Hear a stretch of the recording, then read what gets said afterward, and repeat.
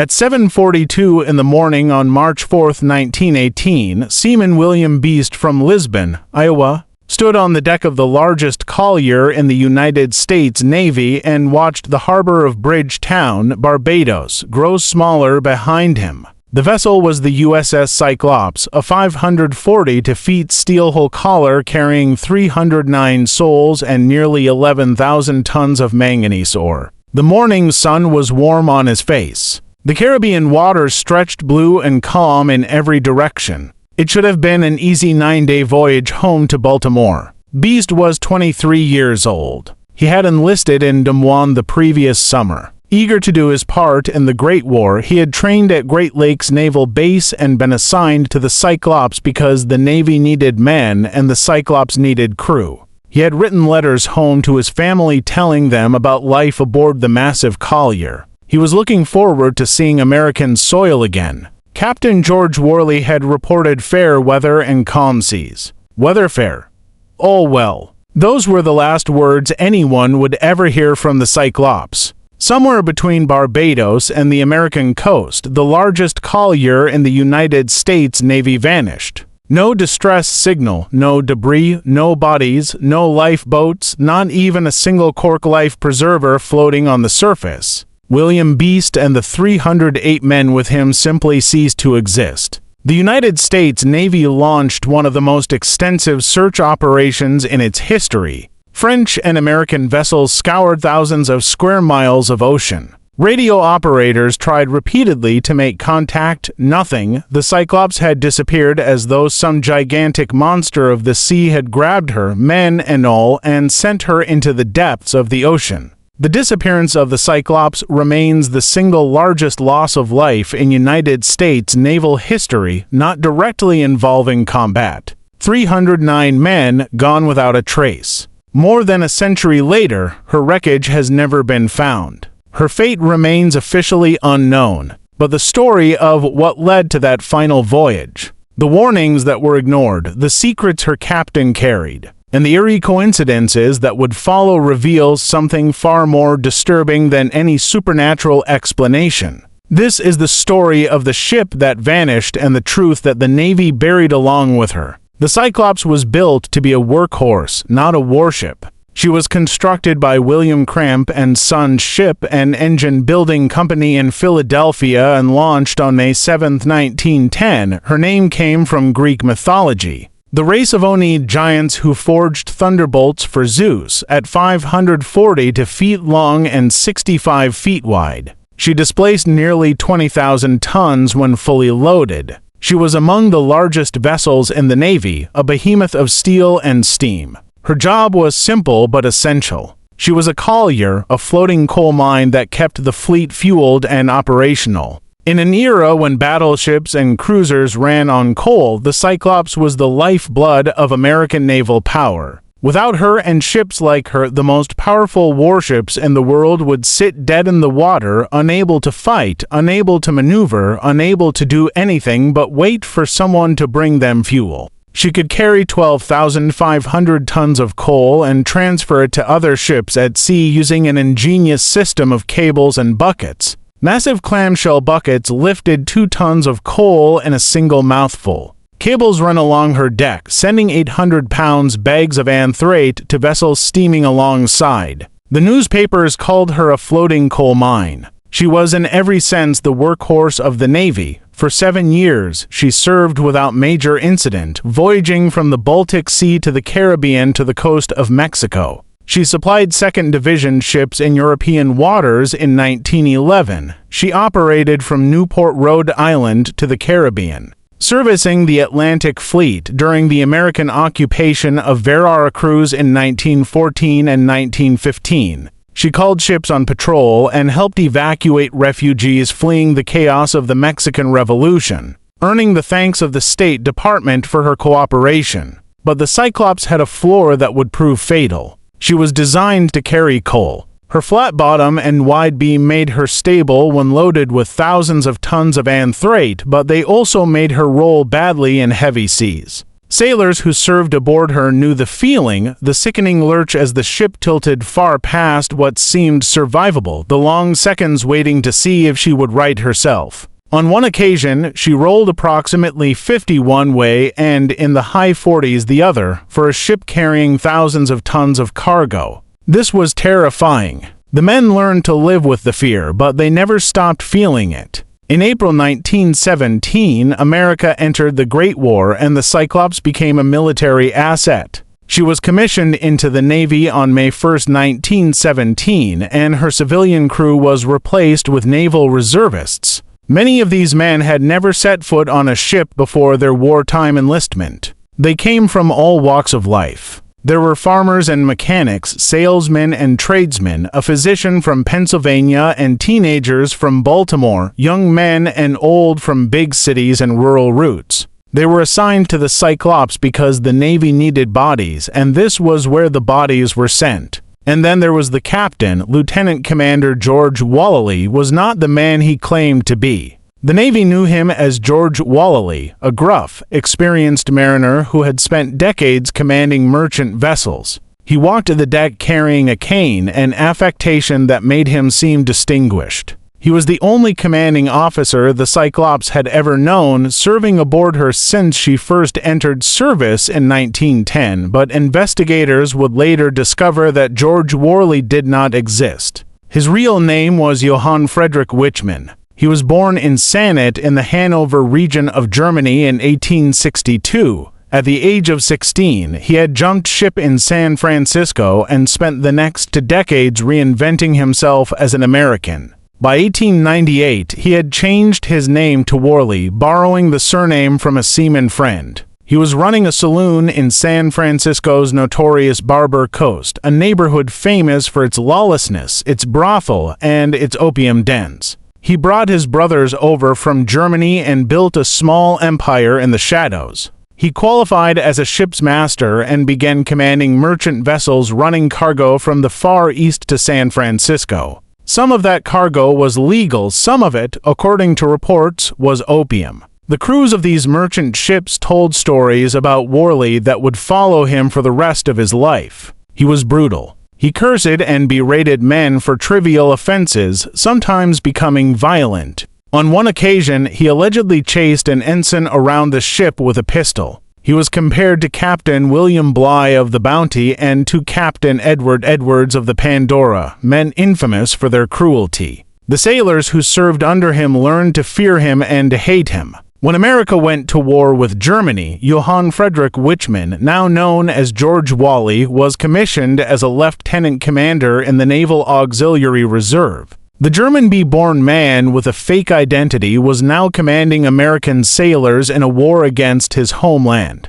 The crew called him the damned Dutchman behind his back. They did not trust him. Neither did some of his officers, but the Navy needed experienced captains, and Walley knew the Cyclops better than anyone, so they looked the other way. Conrad Nervig was a young naval officer assigned to the Cyclops in the summer of 1917. He was South Dakota born. Eager to serve and completely unprepared for what he would find aboard the massive collier. He would later describe his time on the ship in an article for the United States Naval Institute proceedings written 51 years after the Cyclops disappeared. By then, Nervig had built a successful career in Hollywood, winning Academy Awards for film editing on King Solomon's Mines and other pictures. But the Cyclops haunted him. He never forgot what he had seen. Nervig described Wall as a gruff, eccentric salt of the old school, given to carrying a cane but possessing few other cultural attainments.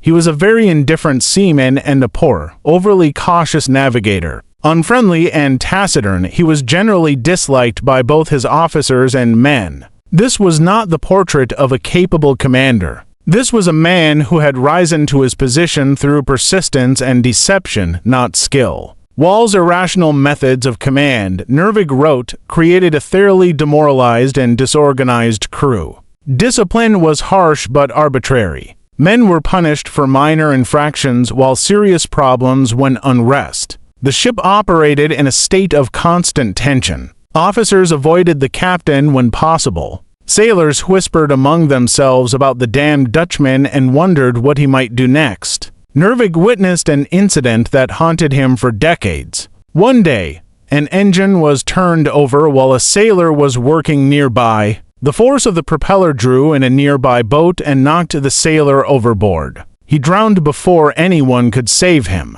It was an accident, the kind that happens on ships. But Nervig blamed the tragedy on the dysfunction that Whaley had created. A well-run ship would not have had men working near an active engine. A competent captain would have ensured proper safety procedures. Worley had done neither, but Nervig was lucky. When the Cyclops reached Rio de Janeiro in January 1918, he received orders transferring him to the U.S.S. Glaucia. Whaley tried to have the orders revoked, apparently fond of the young officer. Fortunately for Nervig, he was unsuccessful. Conrad Nervig left the Cyclops and lived to tell her story. He would spend the rest of his life wondering what happened to the men he left behind. In January 1918, the Cyclops was assigned to the Naval Overseas Transportation Service and given a new mission.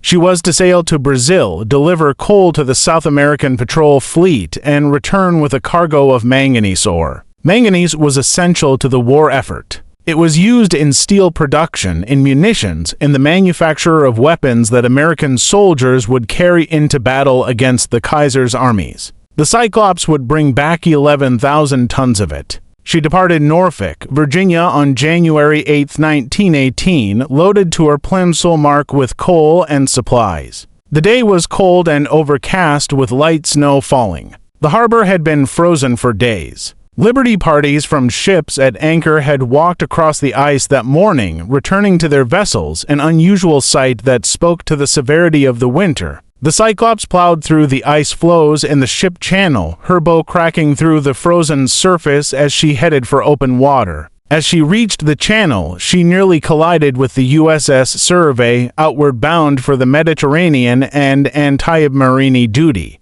The two ships passed within feet of each other. Sailors on both vessels shouting warnings that went unheeded. It was the first of many bad omens. By nightfall, the Cyclops had cleared the Virginia Capes and headed southward, breasting the heavy winter seas with a speed and ease that amazed her crew. Despite everything, she was a capable ship. She just needed a capable captain. The voyage south was troubled from the start. The ship rolled badly in the heavy winter seas, her flat bottom making her unstable in the swells. Nervig, still aboard at this point, recalled the terror of watching the deck tilt far past what seemed survivable. He had served on other ships. He knew what normal rolling felt like. This was not normal. This was a ship that wanted to capsize. Navigation was equally alarming. On the 12th day, the Cyclops came in sight of the coast of South America off Parabuco at a distance of about 20 meters. Captain Whaley immediately changed course to take them farther out to sea. They anchored off the city of Bahia on January 22nd, having overshot the harbor entrance by 48 miles. The navigator had protested, pointing out that they were heading past their destination. Whaley brusquely overruled him. 3 more hours of darkness steaming on that course would have run the ship ground. It was only luck that they spotted land in time. The Cyclops arrived in Rio de Janeiro on January 28, 1918. For 2 weeks, she unloaded her coal and took on manganese ore. The process was laborious. Manganese ore is dense, far denser than coal. A cubic foot of coal weighs about 50 pounds. A cubic foot of manganese ore weighs more than twice that. The Cyclops had spent her entire career carrying coal. Her crew knew how to load it, stow it, and secure it. Manganese was different. It was heavier. It behaved differently. It required different calculations, different ballasting, different precautions. The only officer aboard with experience loading manganese ore was the executive officer, the second in command, but he was not available to supervise the loading. Captain Whaley had placed him under arrest and confined him to his quarters over what Conrad Nervig later described as a trivial disagreement. The nature of the dispute was never made public, but its consequences would prove catastrophic, with the one man who understood the cargo locked in his cabin. The manganese was loaded by men who had never handled it before. there were other problems. Before leaving Rio, Wall submitted a report to the Navy stating that the starboard engine had a cracked cylinder and could not be used. The ship would have to make the return voyage on a single engine. A survey board reviewed his report and recommended that the Cyclops proceed to the United States for repairs. It was a bureaucratic compromise that prioritized expediency over safety. The ship was damaged, but not badly enough to justify keeping her in Brazil while a war raged.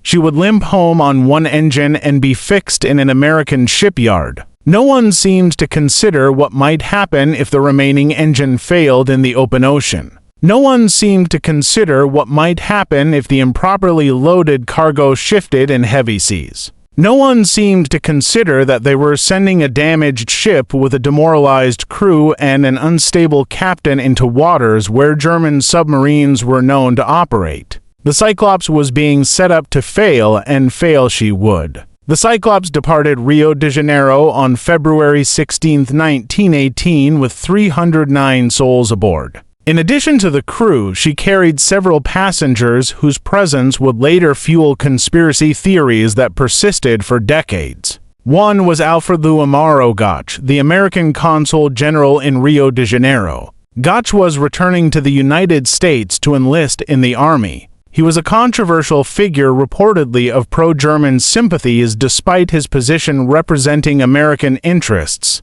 His presence aboard a ship commanded by a German-born captain would later be cited as evidence of a conspiracy to hand the vessel over to the enemy. Another group of passengers were prisoners, military convicts being transported back to the United States for incarceration. Among them were men convicted of murder aboard the armored cruiser U.S.S. Pittsburgh. A third-class fireman named Oscar Stewart had been found dead in a pool of blood in one of the boiler rooms. Several men had been court-martialed for the crime. Bernard Dvow received a life sentence. Moss Whiteside received 15 years. James Coker received death. They were placed aboard the Cyclops in irons to be transported back to American soil for punishment. The ship stopped briefly in Salvador to pick up mail from the naval vessels stationed there, then continued north. She was supposed to sail directly to Baltimore with no additional stops. But on March 3rd, the Cyclops made an unscheduled visit to Barbados. The reason for the stop was alarming. The ship was riding too low in the water. Officials in Barbados noted that the waterline was above the Plimsoll mark, the line painted on a ship's hull, indicating the maximum safe floating depth. Samuel Plimsoll had fought for decades to require this line on all ships after witnessing countless overloaded vessels sink with their crews. If the water was above the line, the ship was dangerously overloaded. The Cyclops was above the line. Captain Wall visited the American consul in Bridgetown, a man named C. Lello Livingston. The meeting was strange. Worley seemed reticent, secretive. He claimed he needed 600 tons of coal because he only had enough fuel to reach Bermuda. But Livingston made inquiries and learned that this was false. The ship had plenty of coal, perhaps more than 500 tons, more than enough for the voyage to Baltimore. Why was lying? Woolley bought fresh meat, flour, and vegetables, paying over $775. He was provisioning heavily, far more than seemed necessary for a 9-day voyage. Was he planning to go somewhere other than Baltimore? Was he preparing for a longer journey, one that might take him across the Atlantic to Germany? Or was he simply a poor planner, buying supplies he did not need because he did not know how to calculate what he would need? On March 4, 1918, the Cyclops steamed out of Bridgetown Harbor and headed north toward Baltimore. Her last known message said, "Weather fair." All well, she was expected to arrive on March 13th. She never did. When the Cyclops failed to arrive in Baltimore, the Navy was slow to react. It was wartime. Ships were delayed all the time. German submarines prowled the Atlantic, forcing vessels to take evasive routes. Perhaps the Cyclops had diverted to another port. Perhaps her single engine had finally given out and she was limping toward the nearest harbor. Perhaps she was maintaining radio silence to avoid detection by the enemy. There were 100 innocent explanations. But as days turned into weeks with no word, concern grew into alarm. The Navy began making quiet inquiries, checking with ports up and down the coast, asking if anyone had seen the massive collar. No one had. She had not put into Bermuda. She had not stopped in Norfolk or Charleston or any of the ports along her route. She had simply vanished. On April 15, 1918, more than a month after the Cyclops had disappeared, the Navy finally released the news to the press. The headlines were shocking. "Collier Cyclops is lost," screamed the Washington Post, 293 persons on board. Enemy blows suspected. The New York Times published a list of the missing, filling an entire column with names. Mothers and fathers across America opened their newspapers and saw their sons listed among the lost. The Navy launched a massive search. Cruisers scoured thousands of square miles of trade routes, beaches, and bays. Radio operators tried repeatedly to contact the lost ship. French and American vessels searched the Atlantic from Barbados to the Virginia Capes. They looked for debris, for lifeboats, for bodies. They looked for any sign that the Cyclops had existed at all. They found nothing. Not a shard of wooden lifeboat, not a cork life preserver, not a body, not a piece of cargo washed ashore. Usually, a wooden bucket or a cork life preserver identified as belonging to a lost ship is picked up after a wreck, a magazine noted years later. But not so with the Cyclops. She just disappeared as though some gigantic monster of the sea had grabbed her, men and all, and sent her into the depths of the ocean.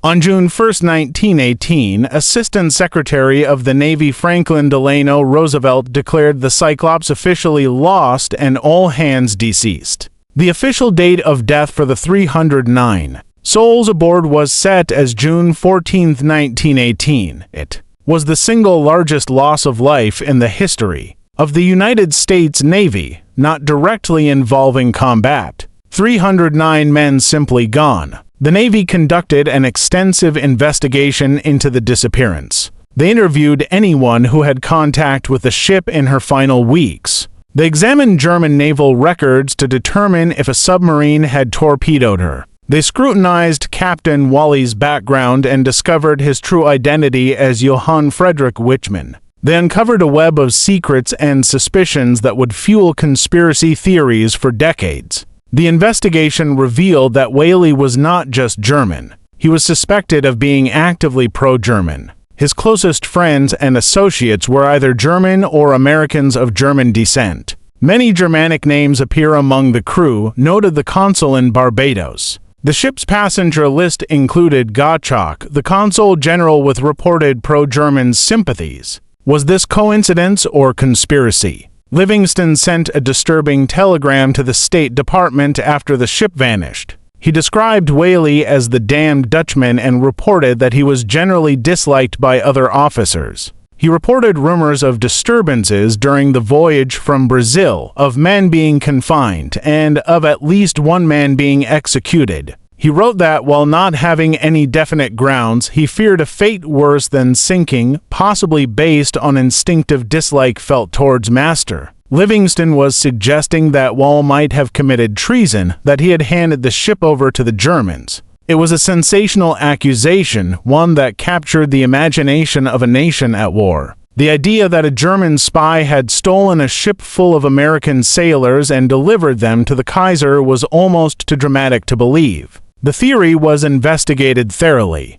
After the war ended in November 1918, American officials gained access to German naval records. They searched for any mention of the Cyclops. They looked for records of her capture, of her crew being taken prisoner, of her cargo being delivered to German ports. They found nothing. No German submarine had claimed the Cyclops. No German raider had captured her. The German government denied any knowledge of the vessel both during the war and after. Whatever happened to the Cyclops, it was not enemy action. The treason theory collapsed. But if the Germans had not taken her, what had happened? Theories proliferated in the years following the disaster. Each one tried to explain how a ship the size of a football field could vanish without a trace. Some were plausible, some were fantastical. None could be proven. Some blamed the manganese cargo. The ore was far denser than coal and behaved differently in the holds. The hatch covers on the Cyclops were canvas, not steel. When wet, manganese can absorb water and become a slurry that shifts unpredictably.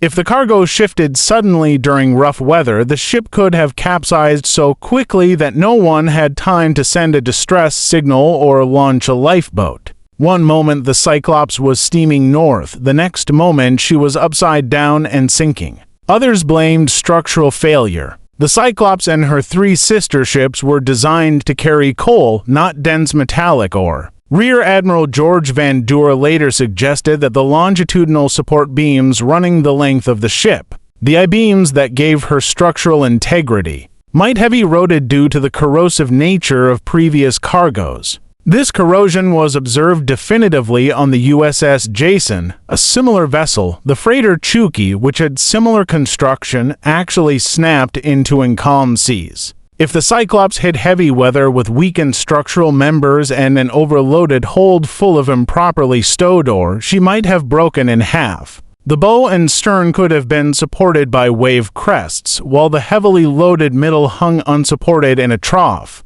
The stress would have been enormous. The weakened I-beams would have given way. The ship would have snapped like a twig and gone down in minutes. Conrad Nervig believed this is exactly what happened. He theorized that the manganese ore was stored improperly concentrated amidships instead of distributed throughout the holds. Remember, the one officer who knew how to load manganese was locked in his cabin. Without his expertise, the crew loaded the ore the way they had always loaded coal. But coal and manganese are not the same. The weight distribution was wrong. The stress on the center of the ship was immense in heavy seas. Nervig wrote, the stress would have caused the ship to break apart almost instantly. There would have been no time to call for help, no time to lower the boats, just a sudden catastrophic failure and then nothing. The bow and stern would have sunk separately, dragging the crew down with them. Within minutes, there would have been nothing left on the surface, no debris, no survivors, just empty ocean.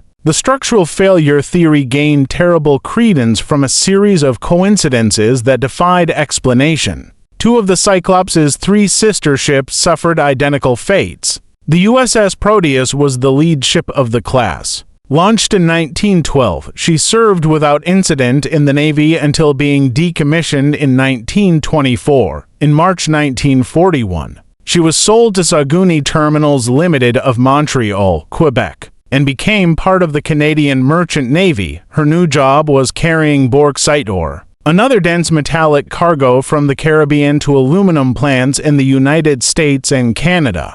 Sometime after November 23, 1941, the Proteus vanished without a trace while steaming through the Caribbean. 58 men were lost. There was no distress signal, no debris, no explanation. German U-boats were operating in the area during World War II, and it was initially assumed that one of them had torpedoed the Proteus, but post-war examination of German records revealed no claim for the vessel. Like her sister, the Cyclops, the Proteus had simply disappeared. The U.S.S. Nereus followed an almost identical path. She had served as a collier until being decommissioned in 1922. In February 1941, she was sold to the Aluminium Company of Canada and put to work carrying bauxite ore from the Caribbean. Her master was John Thomas Bennett of the Canadian Merchant Navy. Sometime after December 10, 1941, the Nereus vanished while steaming from St. Thomas in the Virgin Islands.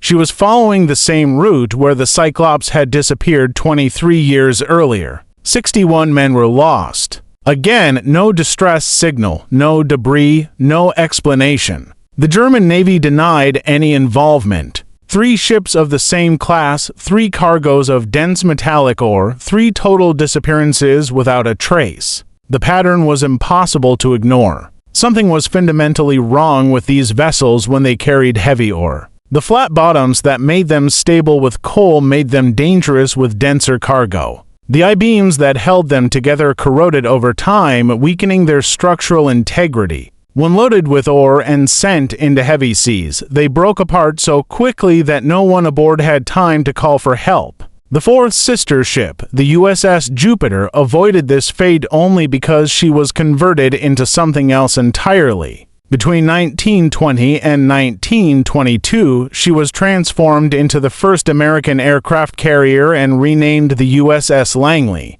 She never carried ore. She never sailed with a flat bottom full of dense metallic cargo. She survived until 1942 when Japanese aircraft bombed her off Java. Her crew was rescued before she sank. Unlike her three sisters, the Langley left survivors and wreckage. Unlike her three sisters, we know exactly what happened to her. The disappearance of the Cyclops became foundational to another mystery, one that would capture the public imagination for decades. In the years following the disaster, writers began connecting her loss to other unexplained disappearances in the western Atlantic. Ships and aircraft that had vanished in the region, bounded roughly by Miami, Bermuda, and Puerto Rico. The area became known as the Bermuda Triangle. The Cyclops was cited as one of the earliest and most dramatic examples of the triangle's supposed supernatural power. Books and documentaries suggested that she had been swallowed by forces beyond human understanding, that something in those waters defied the laws of physics and nature. The story grew more fantastic with each retelling.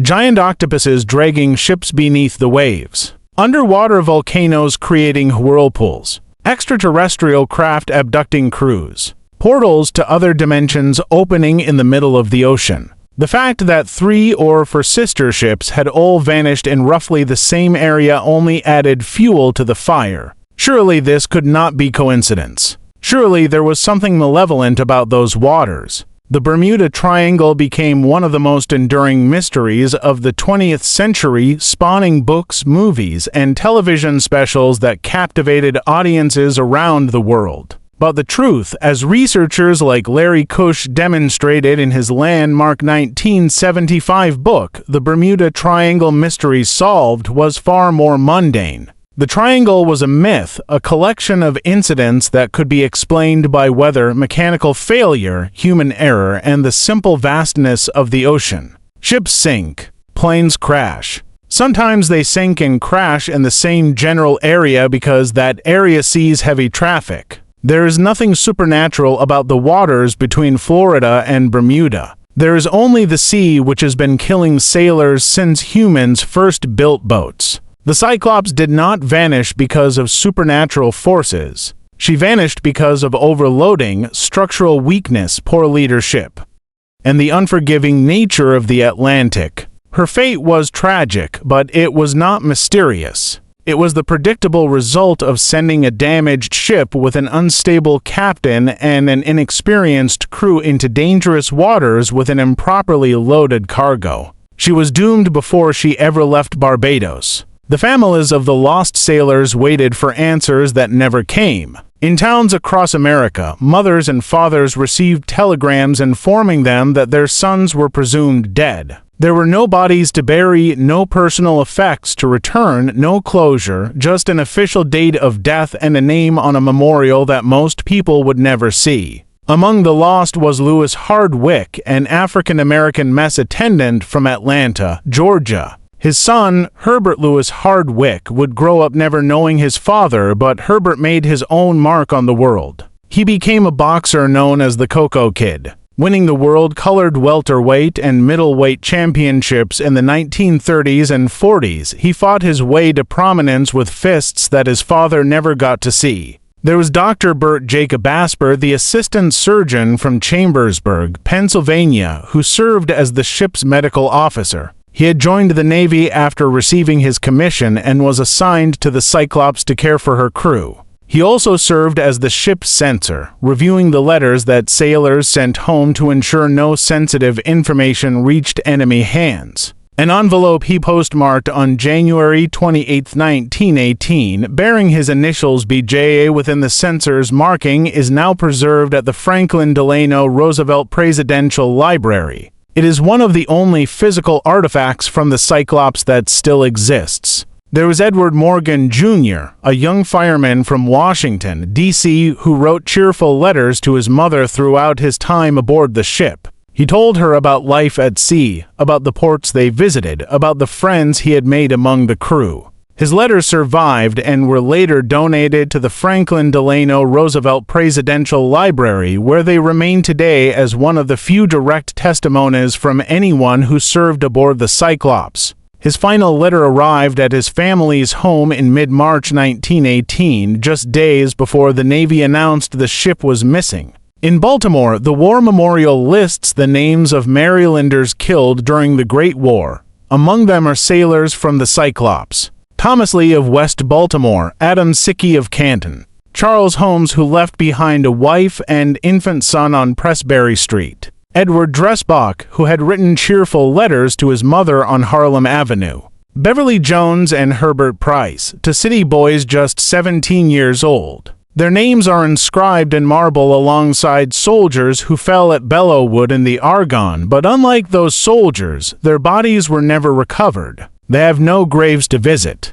They have only their names carved in stone. For decades, no one kept the memory of these men alive. The Cyclops was not lost in a glorious battle. She did not go down fighting. She just vanished. And with her vanished the memory of the men she carried. It was not a story that inspired monuments or movies. It was a story that embarrassed the Navy and confused historians. So, it was forgotten. Then in 1997, a man named Marvin Barish began to change that. Barish was about 10 years old when his father first told him about the Cyclops. His great-uncle, Lawrence Merkel, had been a fireman aboard the ship. Merkel was among the first 800 Marylanders to enlist in the Navy when America entered the war. He had been assigned to the Cyclops because that was where they needed men. His name was inscribed on the War Memorial in Baltimore, but that was all the family knew.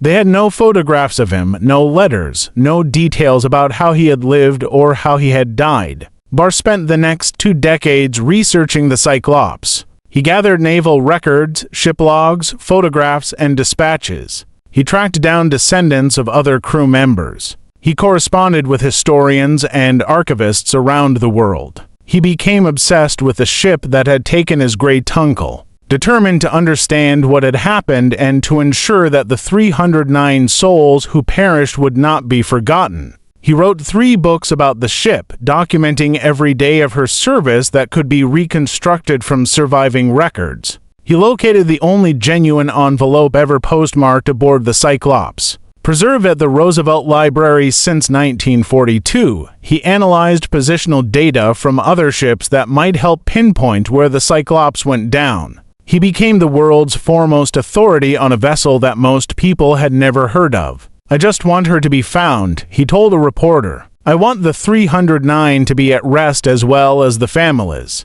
It is something everybody needs some resolution." In 1968, a Navy master diver named Dean Y. that briefly raised hopes of finding the Cyclops. During a search for the missing nuclear submarine U.S.S. Scorpion, horses descended on a large wreck lying in 180 feet of water about 40 nautical miles northeast of Cape Charles, Virginia. He was amazed by the size of the vessel. It had a bridge on stilts exactly like the Cyclops. The structure matched photographs he had seen of the lost collier, but bad weather was approaching and the salvage operation was focused on finding the Scorpion, not investigating old wrecks, was forced to surface before he could fully explore the vessel. The Navy moved on, eventually locating the Scorpion west of the Azores. The mysterious wreck of Virginia was forgotten. Years later, Horst saw a photograph of the Cyclops in an article about her disappearance. He was convinced it was the same ship he had explored.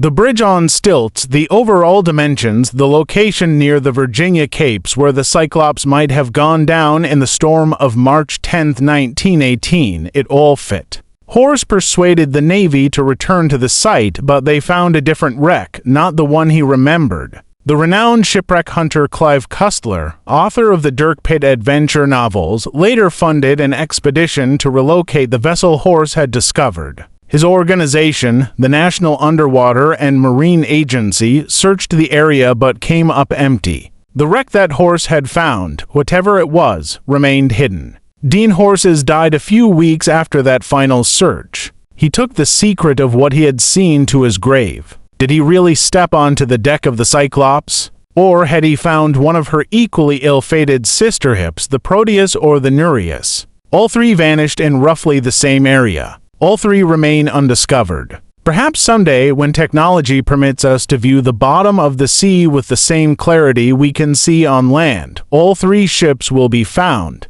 In recent years, advances in deep-sea exploration have uncovered warships that were thought lost forever. Paul Allen, the Microsoft co-founder, spent 8 years and millions of dollars searching for the Japanese battleship Musashi, the largest warship ever sunk. His team found her in 2015, lying more than half a mile below the surface of the Sabayan Sea in the Philippines. Allen's expeditions also located the U.S.S. Lexington, the aircraft carrier lost at the Battle of Coral Sea in 1942, and the U.S.S. Juneau, the cruiser whose sinking killed the 5 Sullivan brothers. The U.S.S. Indianapolis, torpedoed in 1945 with the loss of nearly 900 men, was discovered in 2017 by a different team using similar technology. These ships had been missing for decades. Modern sonar and remotely operated vehicles found them. Barish believes the Cyclops may lie in the deepest part of the Atlantic Ocean, the Puerto Rico Trench, which extends more than 27,000 feet below the surface.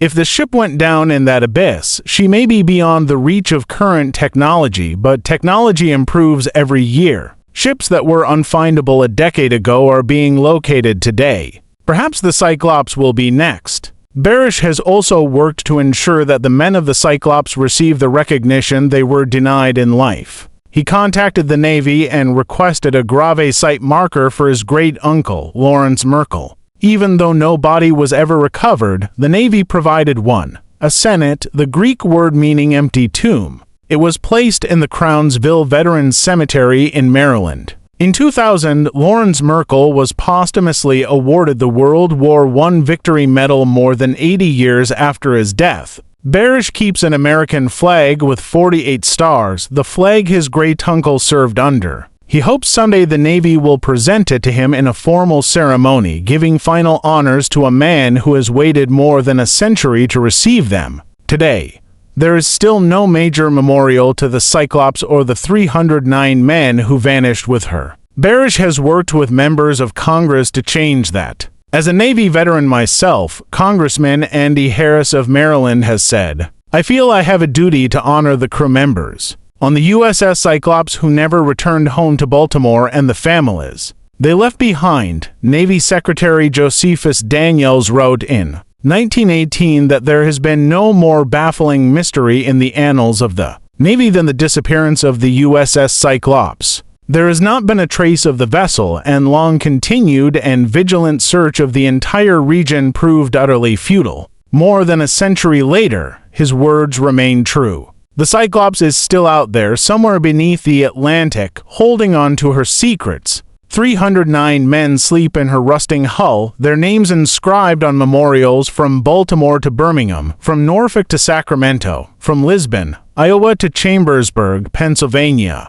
They came from all walks of life. They answered their country's call. They boarded a ship that should have brought them home. They never returned. The sea keeps her secrets well. She does not give up her dead easily. The Atlantic has claimed thousands of ships over the centuries.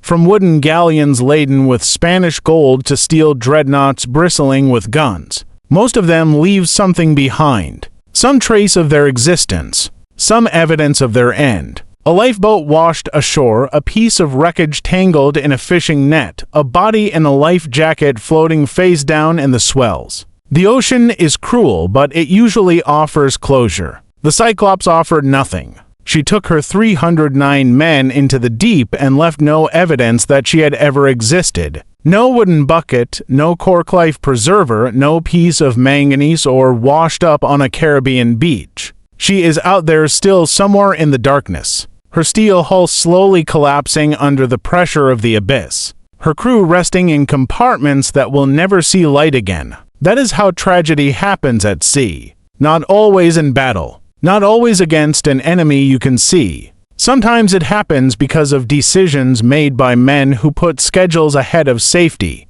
because of warnings that were ignored, because of secrets that were kept. The Cyclops was doomed before she ever left Rio de Janeiro. The cracked engine, the overloaded holds, the imprisoned executive officer, the inexperienced crew, the captain no one trusted. All of it combined to send her to the bottom of the Atlantic. And all of it was preventable. If you found this story as compelling as we did, please take a moment to like this video. It helps us share more forgotten stories from naval history. Subscribe to stay connected with these untold histories. Each one matters. Each one deserves to be remembered. And we would love to hear from you. Leave a comment below telling us where you are watching from. Our community spans from Texas to Tasmania. From veterans to history enthusiasts, you are part of something special here. Thank you for watching and thank you for keeping these stories alive.